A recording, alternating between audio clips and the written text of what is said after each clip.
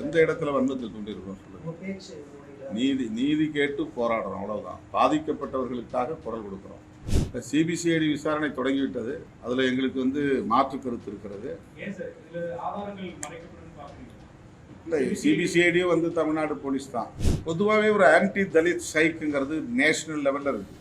இது தமிழ்நாடு மட்டும் இல்லை, தலித்துகளுக்கு எதிரான வன்கொடுமைகளை விசாரிக்கக்கூடியவர்கள் மிக இலகுவாக ஆதிக்க சாதியினரின் அழுத்தத்திற்கு ஆளாகி விடுகிறார்கள். சராசரியாக இன்னைக்கு இருக்கிற ஐபிசி போதாது, அதில் நிறைய லூப் ஹோல்ஸ் இருக்குது. அந்த சட்டத்தின் கீழ் இவர்களை தண்டிக்க முடியாது என்பதனால் தனி சட்டம் வேண்டும் என்று சொல்லுவோம். எங்களை பொறுத்தவரையில் சாதிய மதவாத சக்திகளை தவிர அனைத்தும் எங்களுக்கு தோழமை இயக்கங்கள் தான். ஓபிஎஸ் அல்லது தேமுதிக போன்ற தலைவர்கள், கட்சிகள் திமுக கூட்டணிக்கு வறுமையானால் அது எங்களுக்கு எந்த நெருக்கடியும் இல்லை, எந்த சிக்கலும் இல்லை. இந்த பிடியிலிருந்து அவர் கலந்து வெளியே வருகிறார் என்பதே ஒரு பெரிய மாற்றம் தான். காரணம் ஏதோ ஒன்று, என்ன காரணமோ வெளியே வந்துட்டேன், என்டிஏவில் நான் இல்லை அப்படின்னு சொல்றாருல, இது போதும். அதனால தான் அவருக்கு நல்ல காலம் பிறந்திருக்குன்னு நான் சொல்றேன்.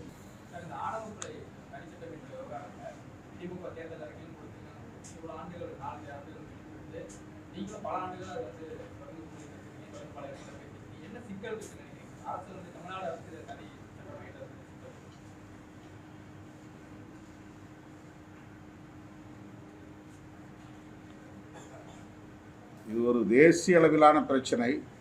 ஆகவே இந்திய ஒன்றிய அரசு இந்த சட்டத்தை இயற்ற வேண்டும் என்கிற ஒரு நிலைப்பாட்டை மாநில அரசுகள் எடுப்பதாகத்தான் கருத்து நிலவுகிறது. தமிழ்நாடு உட்பட மாநில அரசுக்கும் சட்டம் ஒழுங்கு என்கிற அடிப்படையிலே அதிகாரம் இருக்கிறது என்று நாம் சுட்டிக்காட்டுகிறோம், வலியுறுத்துகிறோம், தொடர்ந்து வலியுறுத்துவோம். மக்களை திரட்டி போராட்டங்களின் ஊடாக இந்த கோரிக்கையை வலியுறுத்துவோம். போராட்டம் நடத்த திட்டமிட்டிருக்கீங்க, அது இப்போ தமிழக அரசு வலியுறுத்தியிருக்குமா, மத்திய அரசு வலியுறுத்தியிருக்குமா? இப்போதைக்கு தமிழ்நாடு அரசுக்கு இந்த வேண்டுகோளை நாங்கள் வைத்து இந்த ஆர்ப்பாட்டத்தை நடத்துகிறோம்.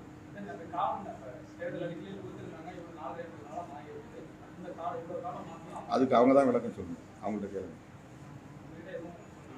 இல்லை, இப்போ தொடர்ந்து சமூக வலைதளத்தில் நம்ம பார்க்கும்போது இரண்டு சமூகத்தை சேர்ந்த வன்மத்தை தூண்டுற வகையில் அரசியல் தலைவர்கள் பேசிட்டே வர்றாங்க. சம்பவம் நடந்திருக்கு, அது குறிப்பாக உங்கள் பேரையும் ஜான் பாண்டியன் பேரை குறிப்பிட்டு வன்மத்தை தூண்டுறாங்க. அந்த மாதிரி சமூக வலைதளம் எந்த இடத்துல வன்மத்தை தூண்டியிருக்கோம் சொல்லுங்க. பேச்சு நீதி கேட்டு போராடுறோம், அவ்வளவுதான். பாதிக்கப்பட்டவர்களுக்காக குரல் கொடுக்குறோம். எந்த ஒரு தனிப்பட்ட சமூகத்திற்கு எதிராகவும் இதுவரையில் வெறுப்பை நாம் உமிழ்ந்ததில்லை, அப்படி வன்மத்தை தூண்டும் வகையில் பேசியதில்லை.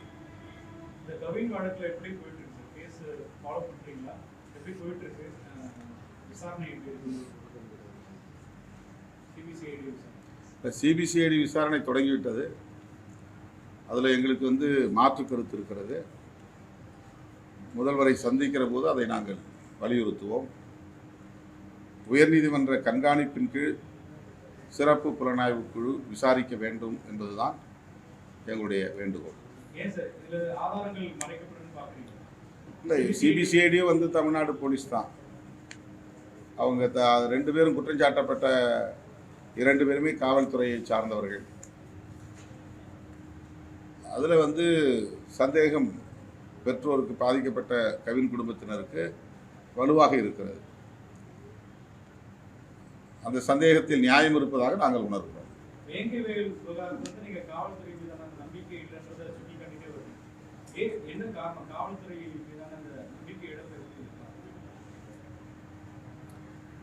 பொதுவாகவே ஒரு ஆன்டி தலித் ஸ்ட்ரைக்குங்கிறது நேஷனல் லெவலில் இருக்குது. இது தமிழ்நாடு மட்டும் இல்லை, இந்த வேங்கவேல் பிரச்சனை மட்டும் இல்லை. தலித்துகளுக்கு எதிரான வன்கொடுமைகளை விசாரிக்கக்கூடியவர்கள் மிக இலகுவாக ஆதிக்க சாதியினரின் அழுத்தத்திற்கு ஆளாகி விடுகிறார்கள். இந்த வழக்கை வெற்றிகரமாக நடத்தி குற்றங்களில் ஈடுபட்டவர்கள் மீது தண்டனை வாங்கி தர வேண்டும் என்பதில் தீவிரம் காட்டுவதில்லை. பெரும்பாலான வழக்குகள் நீர்த்து போய்விடுகின்றன. இது இந்தியா முழுவதும் உள்ள நிலைமை. தமிழ்நாட்டிலும் அது எந்த கட்சி ஆட்சியில் இருந்தாலும் தமிழ்நாட்டிலும் அது இருக்கிறது. அதனால்தான் பியூரோக்ராட்ஸ்க்குன்னு ஒரு தனி அணுகுமுறை இருக்கிறது என்பதை நான் அவ்வப்போது சுட்டி காட்டுகிறேன். தலித் விரோத அணுகுமுறை பரவலாக இருக்கிறது. எல்லோருக்கும் சொல்ல முடியாது, பரவலாக இருக்கிறது. பெரும்பாலான வழக்குகள் குற்றவாளிகளை தண்டிக்காமலேயே மூடிவிடுகிறார்கள், வழக்குகளை மூடிவிடுகிறார்கள். ஆகவேதான் இந்த கோரிக்கையும் நாம் வைக்க வேண்டியிருக்கிறது.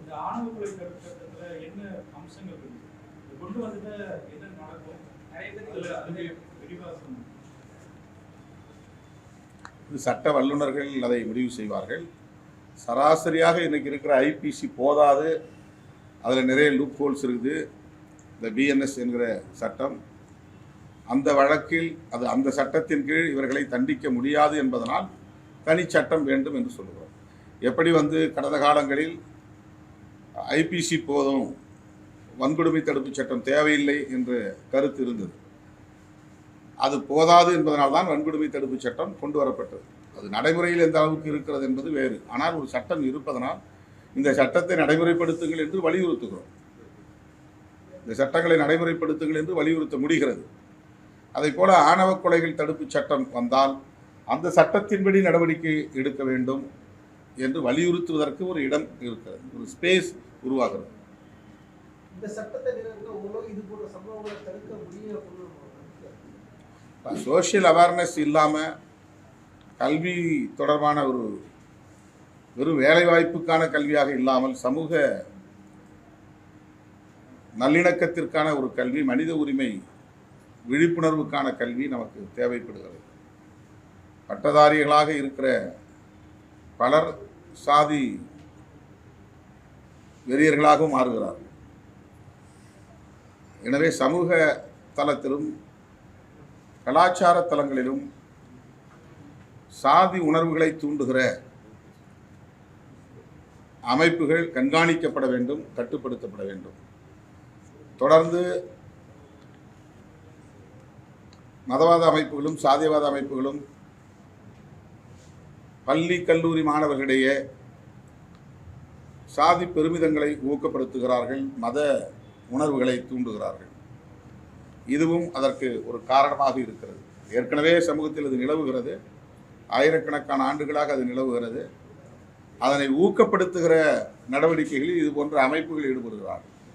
அவர்கள்தான் சாதிய வன்மங்களுக்கு காரணமாக இருக்கிறார்கள் என்பதுதான் யதார்த்தமான உண்மை.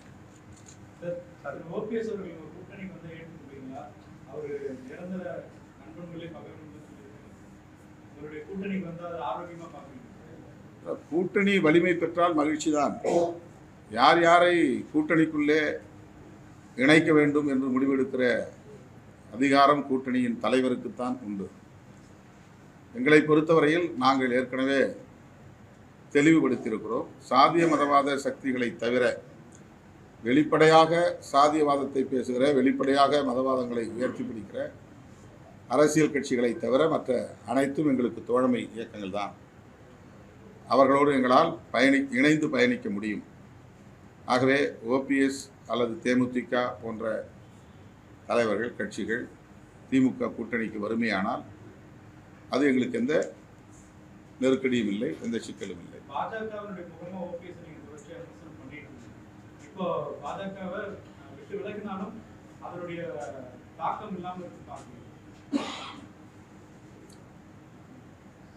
அந்த பிடியிலிருந்து அவர் கலந்து வெளியே வருகிறார் என்பதே ஒரு பெரிய மாற்றம்தான். முதலில் அவர் அதற்காக அவரை நான் வரவேற்கவும் பாராட்டவும் கடமைப்பட்டிருக்கிறேன். நீங்க தொடர்ந்து கவனிச்சுட்டே இருக்கீங்க. நான் அனுமதி கேட்டேன், அவங்க அனுமதி பிரதமர் சந்திப்பு அனுமதி கொடுக்கல. காரணம் ஏதோ ஒன்று, என்ன காரணமோ வெளியே வந்துட்டேன், என்டிஏவில் நான் இல்லை அப்படின்னு சொல்றாருல்ல, அது போதும். அதனால தான் அவருக்கு நல்ல காலம் பிறந்திருக்குன்னு நான் சொன்னேன். தினம் தினம் ஒன்றிய அரசு என்ன அநீதி இழைச்சிருக்கு, தினம் தினம் போராட்டம் நடத்துவதற்கு அப்படின்னு தமிழிசை கேள்வி வச்சிருக்காங்க. அதோட சேர்த்து கலைஞர் இன்று இருந்திருந்தால் பாஜகவை ஆதரிச்சிருப்பாங்க அப்படின்னு இன்னைக்கு காலையில தமிழிசை சவுந்தரராஜன் சொல்லியிருக்காங்க. அவங்களுக்கு எல்லா உண்மைகளும் தெரியும், தெரியாத மாதிரி அவர் பேசுகிறார். அவருடைய கட்சி, அவருடைய கட்சிக்கு அவர் விசுவாசமாக இருக்க வேண்டும். அதனால் அந்த கருத்தை சொல்கிறார், அவ்வளவுதான். பாஜக வேறு காரணங்களுக்காக விமர்சிக்கப்படவில்லை. அவர்கள் பேசுகிற அரசியல் வெகுமக்கள் விரோத அரசியலாக இருக்கிறது. அவ்வளவுதான். தனிப்பட்ட முறையில் எந்த காழ்ப்பும் இல்லை. கடந்த நாடாளுமன்ற தேர்தலில் மிகப்பெரிய மோசடி நடந்திருக்கு. 100 இடங்களுக்கும் அதிகமான இடங்கள்ல மோசடி நடந்திருக்கு. ராகுல் காந்தி குற்றச்சாட்டு வச்சிருக்காரு. பிரதமர் மோடி இதை முன்னிறுத்தி பண்ணியிருக்காரு அப்படின்னு சொல்லி தேர்தல் ஆணையம் பாஜக கட்டுப்பாட்டுக்கே போயிருக்கு.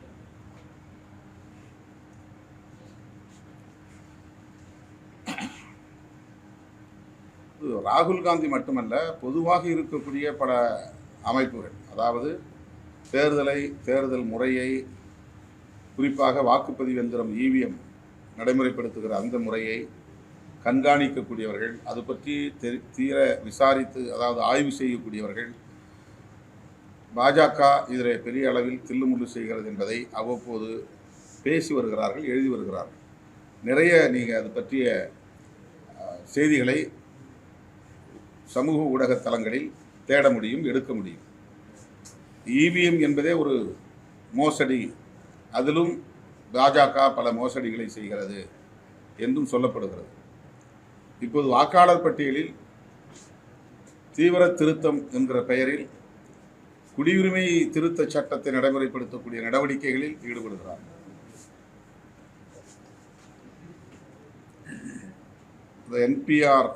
என்ஆர்சி என்று சொல்லக்கூடிய NRC, national registration of citizenship, அந்த பதிவுகளை செய்ய சொல்லி வற்புறுத்துகிறார்கள். இதெல்லாம் வழக்கமான தேர்தல் ஆணையத்தின் நடைமுறை அல்ல. இப்போ நிறைய இடங்களில் அவ்வப்போது வாக்காளர் பட்டியலில் திருத்தம் செய்யலாம், சேர்க்கை ஆட் பண்ணலாம், அடிஷன்ஸ், நீக்கம், டெலிஷன், இதை செய்யலாம். அந்த மாதிரி இல்லை. இப்போ நாம் இந்த நாட்டின் குடிமகன் தான் என்பதை உறுதிப்படுத்துவதற்கான ஆதாரங்களை காட்டச் சொல்கிறார்கள். இதெல்லாம் குடியுரிமை திருத்த சட்டத்தை நடைமுறைப்படுத்துகிற ஒரு பணி. அது தேர்தல் ஆணையத்தின் பணி அல்ல. தேர்தல் ஆணையத்தின் பணி ஆர்பி ஆக்ட் என்கிற அந்த சட்டத்தை நடைமுறைப்படுத்த வேண்டும். ரெப்ரசன்டேட்டிவ் ஆஃப் பீப்புள் ஆக்ட், அந்த சட்டத்தை நடைமுறைப்படுத்துவதுதான் தேர்தல் ஆணையத்தின் பணி. ஆனால் சிஏஏ சட்டத்தை நடைமுறைப்படுத்துகிற வேளையில் தேர்தல் ஆணையத்தை பயன்படுத்துகிறார்கள். இதுபோன்ற வெகுமக்கள் விரோத தேர்தல் தில்லுமுள்ளு நடவடிக்கைகளில் தொடர்ந்து பாஜக அரசு ஈடுபட்டு வருகிறது. இதை அரசியல் கட்சிகளை தாண்டி, ராகுல் காந்தி போன்ற தலைவர்களையும் தாண்டி நடுநிலையோடு இருந்து ஆய்வு செய்யக்கூடிய ஜனநாயக சக்திகளும் சுட்டிக்காட்டி வருகிறார்கள். சார், ஏற்கனவே கூட்டணியில இடம் ஒதுக்குறதுல ரொம்ப சிக்கல் இருக்கு. நிறைய கட்சிகளை அடைப்பு விடுக்கிறீங்க. அது எப்படி இன்னும் சவாலாக அமைஞ்சிடாத கூட்டணியில தொகுதி பிரிக்கிறது?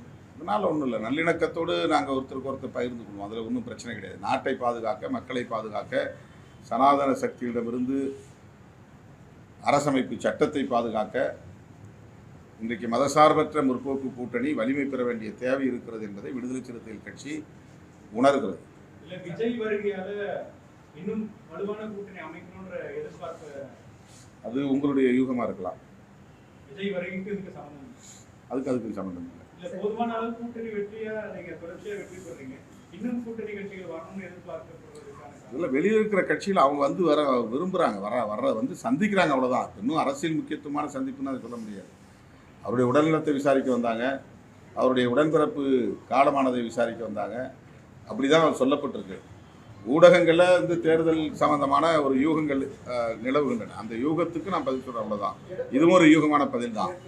திமுக கூட்டணியிலிருந்து எந்த கட்சியும் எங்களுக்கு வெளியே இருந்து இன்னும் கட்சிகள் வாருங்கள் என்று அப்படி ஒரு பலவீனமான நிலையில் அழைப்பு விடுத்ததாக நீங்கள் உங்கள் கேள்வி இருக்கிறது. அப்படி அல்ல.